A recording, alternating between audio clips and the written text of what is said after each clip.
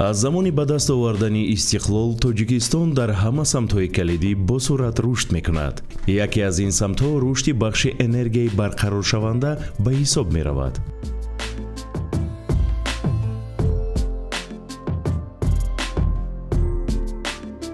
дар чорчӯбаи барномаи рушди бахши энергетикаи Тоҷикистон, Бонки Осиёи рушд афзоиши иштироки занони соҳиби ихтисос дар вазифаҳои техникӣ бахши энергетикаи мамлакат мусоидат мекунад. лоиҳа ширкати барқи тоҷик, шабакаҳои тақсимоти барқ ва шабакаҳои интиқоли барқро барои пешбарии имкониятҳои баробари занон дастгирӣ кард. дар доираи лоиҳа ташхиси гендерии ин ширкатҳо гузаронида шуд. мувофиқи омури расмӣ дар соли 2020 дар соҳаи энергетика ва таъминоти барқ ҳамагӣ 14491 нафар бо кор таъмин буданд ки аз ин чанд фоизро занон ташкил медиҳанд, 12%. дар се ширкат фаъолияти занон ба ҳисоби миёна 11,6%ро ташкил медод. дар ду ширкате ки ин маълумотро пешниҳод карданд, занон дар ҳайати роҳбарикунанда ба ҳисоби миёна 7%ро ташкил медиҳанд. занон асосан дар бахшҳои маъмурият, кадр ва ҳисобдорӣ кор мекунанд. бонувони тоҷик дар рушди тараққиёти соҳаи энергетика саҳмгузоранд. онҳо дар баробари мардон устуворона, софдилона аз тамоми қалб қадам ниҳода барои ба даст овардани яке аз ҳадафҳои стратегии миллӣ ки ин ба даст овардани истиқлолияти энергетикӣ мебошад саҳмгузоранд.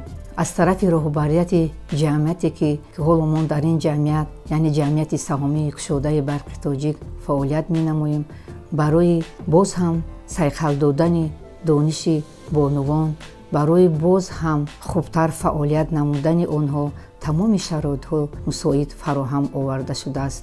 ман бо боварии том гуфта метавонам дар системаи энергетика барои занон ҷой ҳаст.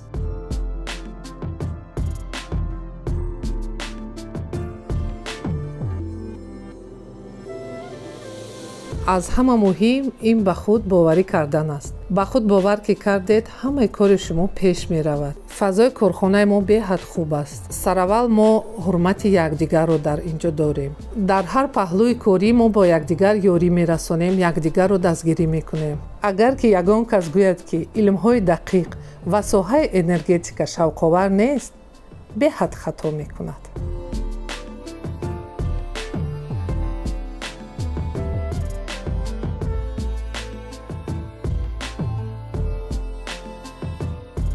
дар ҷамъияти саҳомии кушодаи шабакаҳои интиқоли барқ 120 нафар коргар кор ва фаъолият менамоянд ки аз онҳо 42 нафар занон мебошанд. занон дар ҳар гуна самтҳои техникӣ кор мекунанд, дар самтҳои муҳосибот, шӯъбаи умумӣ кор ва фаъолияти худро мебаранд дар муддати чандин сол.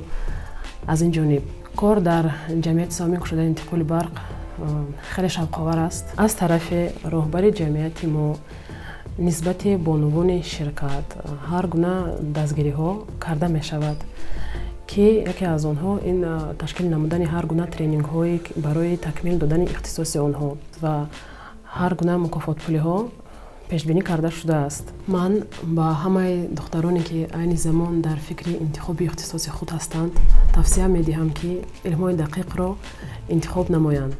дар замони муосир кор ва фаъолияти мо тариқи автоматӣ аст ки корро боз ҳам осонтар мегардонад. дар соҳаи энергетика бонувон низ пешсаф шуда метавонанд. ба шарофати лоиҳа духтароне ки ба омӯзиш аз ҷои кор мепайванданд имкон пайдо мекунанд ки дар ширкатҳои пешқадами энергетикии Тоҷикистон кор карда малакаҳои техникӣ ҳам барои ширкатҳо ва ҳам барои духтарон дар рушди касбияшон заруриро аз худ кунанд.